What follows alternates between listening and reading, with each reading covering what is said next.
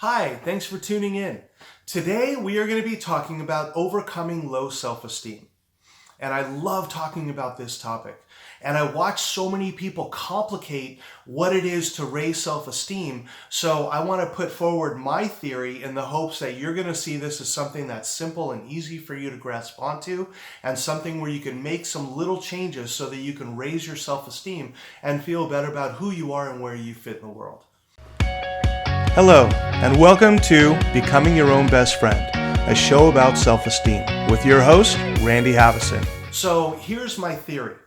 My theory is that I separate the self into four different parts. There's the physical, the mental, the emotional, and the spiritual. And this is who we are. We are those four parts. And my theory is that if we exercise and nourish all four parts of self, on a regular basis, in a healthy way, we are going to feel better about who we are. It's that simple. Think about it this way. How I use this one first, the physical. How do you nourish your physical self? Are you waking up in the morning and just kind of choking down a couple energy drinks and a bowl of Frosted Flakes? Or are you preparing some fruit, maybe some orange juice, a couple cups of coffee, and doing something that's healthier for your body? So by doing that and making a small change, by going from something maybe more sugar laden into something that's more healthy, something that's more fruits, maybe some vegetables, a protein shake, something like that, it's going to make one little change that's going to help you to nourish your physical self in a healthier way. It could be a lunch. Rather than having, the sub with the mayo and the mustard and all the different things on it, switch to a salad once a week. Just doing little tiny changes here and there. Or if you still want that sandwich, go light on the mayo, go light on the mustard, maybe half the cheese.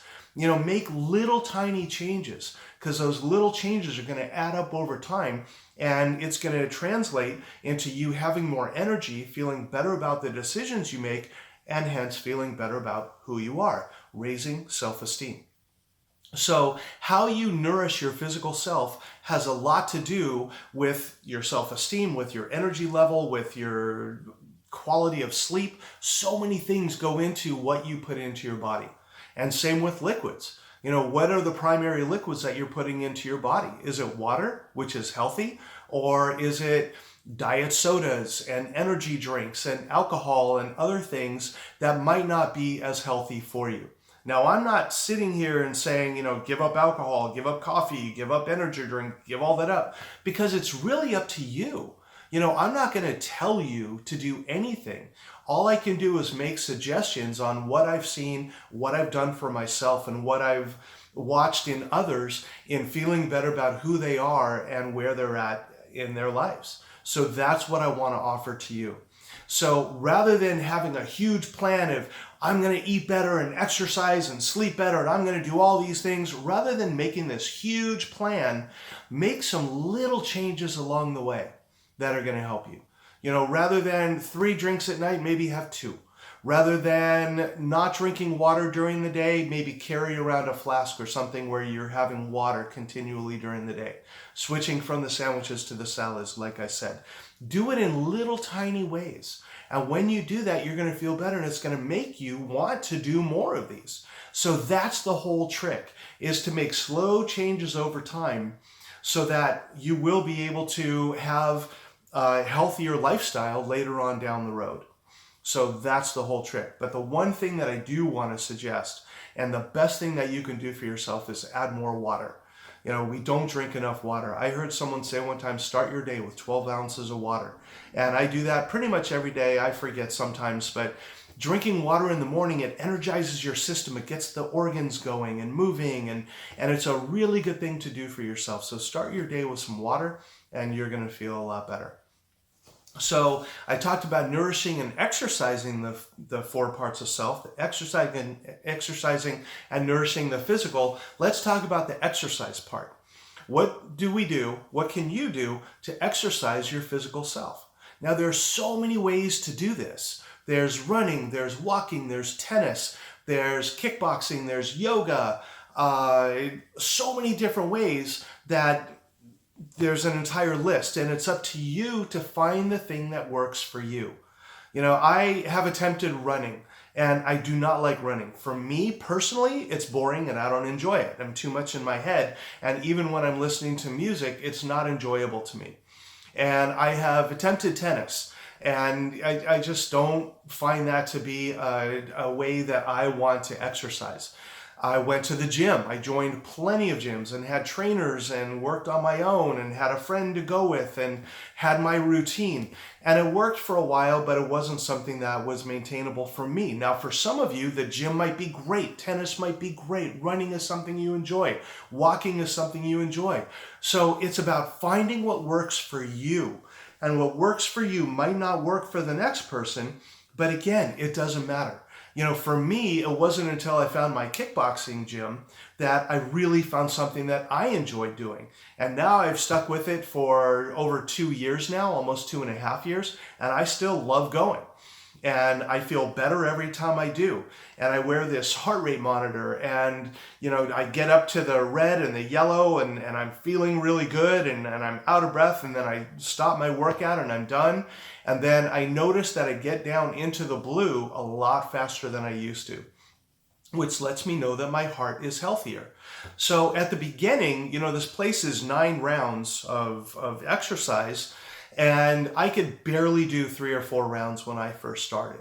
I weighed 20 pounds more than I do now. I've dropped 4 inches in my waist since I started, so I've noticed some changes over time. But what I've noticed most, I don't get winded going upstairs. I feel better. I have more energy during the day. I can walk around Disney all day and not get as tired as I did before. So I've noticed some definite differences, but the best thing for me is that my heart is healthier. And I've noticed that my recovery from a hard workout is much better than it's been in the past. So this works for me. It might not work for you. So the trick is to find your thing that works to exercise your physical self. I talked to someone one time that said I do 50 sit-ups and 20 push-ups in the morning. It's like, great. That's an awesome way to start your day. So find what works for you. And I'm going to get into this talking about some of the other things, but it's a little frustrating to me when people say, you have to do it my way. If you're not a runner, you're not really exercising. You need to run. If you play tennis, you're not really exercising. You need to do it my way. Now, when I say it that way, what do you think? You think that sounds ridiculous, right? Let me choose the way that I want to, and there's no right or wrong way. As long as you're doing whatever works for you, that's great. So I believe that with all 4 parts of self, and we'll get into that later. But at this juncture, whatever works for you, go for it. If you want to walk, walk. If you want to run, play tennis, row, kickbox, yoga, whatever it is, find something that you enjoy and go experiment and find out what works for you best. And whether you do it once a week, twice a week, start with once a week if that's enough for you. And then slowly over time, move it into 2 times a week, 3 times a week, maybe 4. Making sure you give your body time to rest as well. But by doing this, do you see that by making these small changes in how you exercise and nourish your physical self, when you do this, you will be healthier, you'll have more energy, and it's a byproduct that you will feel better about your self-esteem. So feel better about yourself. So when we take care of ourselves physically, it has so many different facets that come with it that are helpful to our well-being. So that's the physical. And I talk about that first because it's the easiest one. Because when I talk about let's nourish and exercise our mental self, you might be thinking, whoa, I have no idea what you're talking about. How do I nourish my mental self? And what I want to talk about is that's a simple thing to do. The way to exercise and nourish your mental self is by learning, by growing, reading and writing and crossword puzzles and Sudoku and word puzzles and whatever you find, again, that works for you. Because I like Sudokus, other people might like crossword puzzles, someone else might like reading. And there's no right or wrong. Find what works for you. Reading is important to me too. I used to have 3 books going at the same time. I'd have a pleasure book, a sci-fi book, and like a businessy type book. Now I've cooled off on my reading, but this is my reminder to myself that it's time to start reading again, and I'm going to start doing that. So find what works for you in keeping your mind fresh, keeping your mind moving. My mom does Words with Friends, and she has like 6 or 7 games going at the same time, and I think it's wonderful that she's doing that. So find ways that are going to nourish and exercise your mental self. Other things that are important in nourishing your mental self are to take a break and rest. I watch a lot of people who are work, but they don't take that time to breathe and take care of themselves. So I'm a huge fan of the 10-minute power nap. I'm a huge fan of getting a good night's sleep. I'm a huge fan of meditation. So find ways that are going to not just stimulate your brain, but find things that are going to help you to just not go brain dead, but to kind of give your brain a rest. Watching movies. There's so many ways to do it. Find the ones that work for you. Find something where it's like, wow, I really enjoy doing that. Going to art galleries. Going to the library and just looking at magazines and books and seeing what's there. You can go online and find things that are going to stimulate and find things that are going to calm your mind, because both are just as important. So that's how we nourish and exercise our mental self. Now, I think the toughest one is the emotional self. And this is where a lot of people have a really difficult time. And I get into a lot more detail in my book. I get into a lot more detail during my presentations and my retreats. But I want to give you a little overview now about how to start nourishing and exercising your emotional self. Because I really feel like we live in a society of emotional anorexics.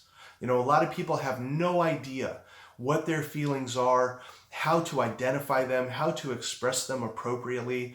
We've been given horrible messages about feelings ever since we were little kids. I remember growing up and falling down on the playground and looking at my knee and it's bleeding and I start crying, oh, my knee. And the people at the playground, you sissy. And they make fun of me and they laugh at me because I'm crying, and big boys don't cry, right? So I learned how to stuff those feelings. And I didn't feel my sadness anymore, and I didn't feel my hurt. And what I watch a lot of men do, and I work with men on this a lot, is what we tend to do is we take our hurt and we take our sadness and we turn it sideways and it comes out as anger, because men are allowed to have their anger. So it's not, hey, what you said really hurt my feelings and I'd appreciate it if you wouldn't talk to me that way anymore. Men don't say that. What they do is say, hey man, you pissed me off. You say that again, I'm going to take you out. And they turn that sadness and that hurt into anger, and that's what it becomes. So you can see how this is damaging to self and self-esteem by not identifying what the true feeling is. So part of raising self-esteem is to become more comfortable with your feelings and being able to express them in a healthy way. And again, it's hard. And at the beginning, it's so difficult to do because we're not just feeling our feelings, we're overcoming all those messages that we've had our whole lives. And now taking that risk and becoming more vulnerable and starting to feel and express our feelings. And ladies, you didn't get away with it any easier. You've been taught since you were young, and I've worked with a lot of women in therapy and in coaching, and what they tell me is that when they were growing up, they were supposed to look cute and smile, but they weren't allowed to have their anger. When a little kid gets angry, what do? Their whole face is like, oh, it becomes anger, and they're told, hey, you get that look off your face, young lady, you be cute, smile. And women learn how to stuff their anger. And when they get angry, it comes up and it gets turned sideways and it comes out as sadness. For a lot of women, think about the last time you got really mad about something. Did you find yourself crying? And I find a lot of women say, yeah, why was I crying? I wasn't sad. I was angry. And I think it's important for women to reclaim their anger. Now, again, I'm not advocating violence. Anger is a feeling. Violence is an action.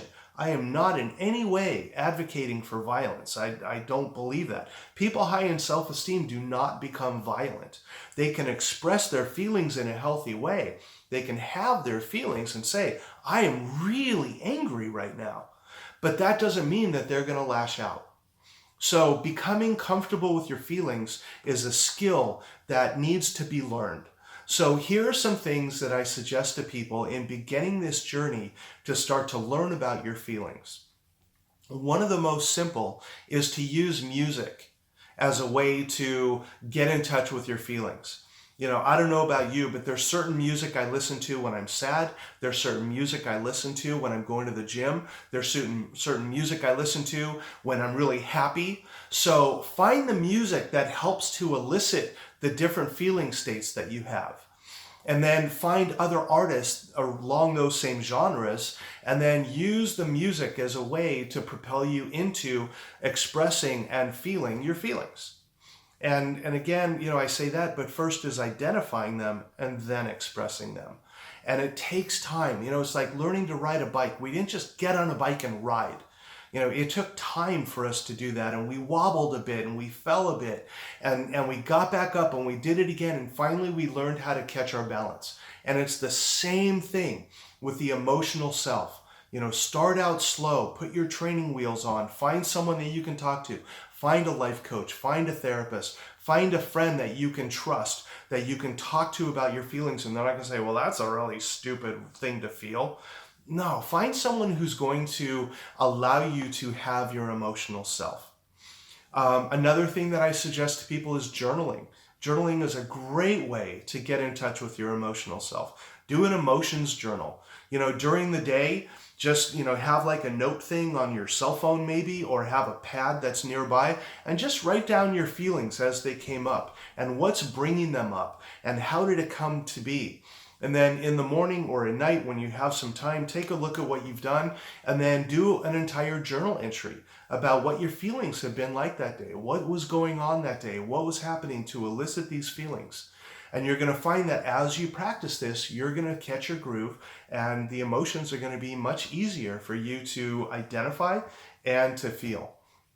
And I say this all the time, that until you truly know your hurt and your sadness, you're not truly going to know your joy and your happiness.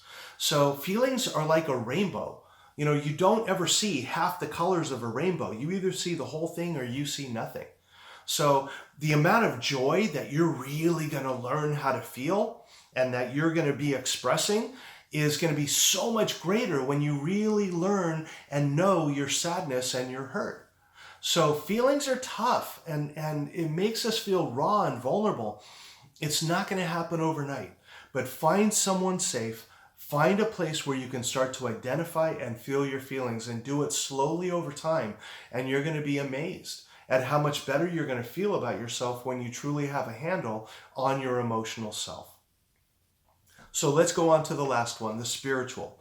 Exercising and nourishing your spiritual self. Now, my theory in this is that there's a difference between spiritual and religious. Now, if you find your spirituality through your religion, I think that's awesome. Good for you. It's going to be a lot more simple for you to do that. But I find for some people, religion tends to box them in, and they don't feel like they can fully express their spirituality because of the confines of their religion. So it's important as we look at spirituality to look at the whole. So whether you're talking about God or the universe or source or whatever it is that you want to call your higher power or God, it's okay. There's no right or wrong way to find your spirituality. I heard someone say one time, there's an old Native American saying that says there's only one light source but many lampshades.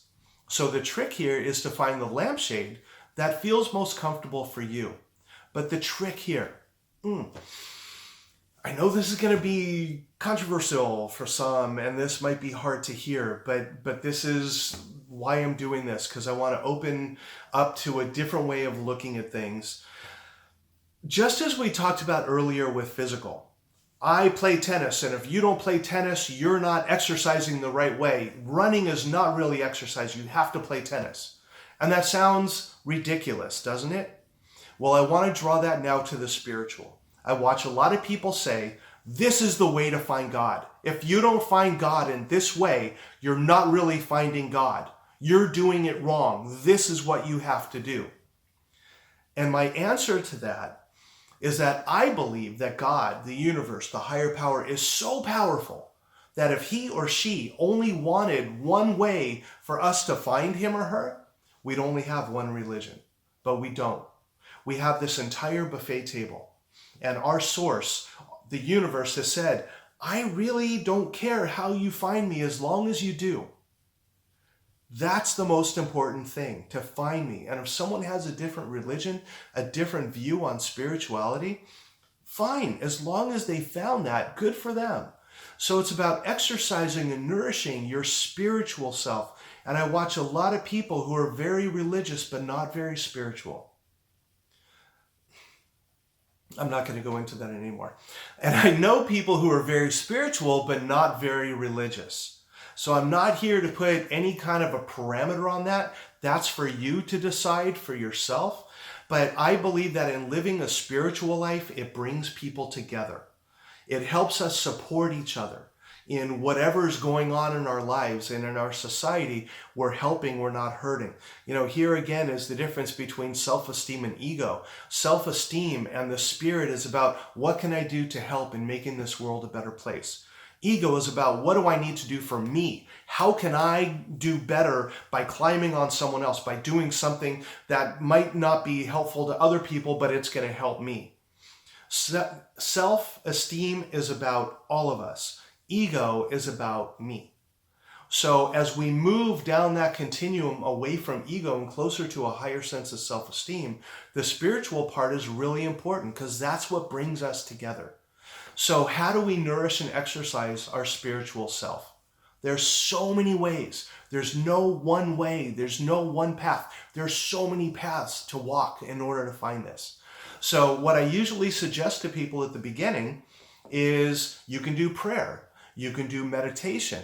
You can read some kind of a scripture or read some type of a spiritual book. There's so many out there. Yes, you can read the Bible, the Torah, the Quran, whatever it is that you feel comfortable reading. One of the things that I enjoy doing is I like going to a variety of different churches to see how people celebrate their relationship with God. So I'll go to a variety of different churches just to kind of see how other people are doing this. And you know what I notice? The people who are devout in that religion, and I watch their faces during the service, they all look the same. Whether they're in a mosque or a temple or a synagogue or a church, the look on the faces as people are praying and connecting with God, it's the same. So this is about finding what works for you. Not saying you're doing it wrong or you need to do it this way. Have the esteem of saying, I feel like this is right for me. Whatever you feel is right for you, go for it. So as you experience and as you enhance your spiritual self and as you nourish your spiritual self and exercise your spiritual self, you are going to feel better about who you are. Another thing that I suggest in exercising and nourishing the spiritual, be in nature. Go find a place with water. Find a place with trees, find a place with desert, wherever you can find nature at its most beautiful. Sunsets and sunrises are two of the most beautiful times of the day. So find time, find space where you can be with nature, putting down the electronics and just being in this magnificent world that we live in, and find what works for you.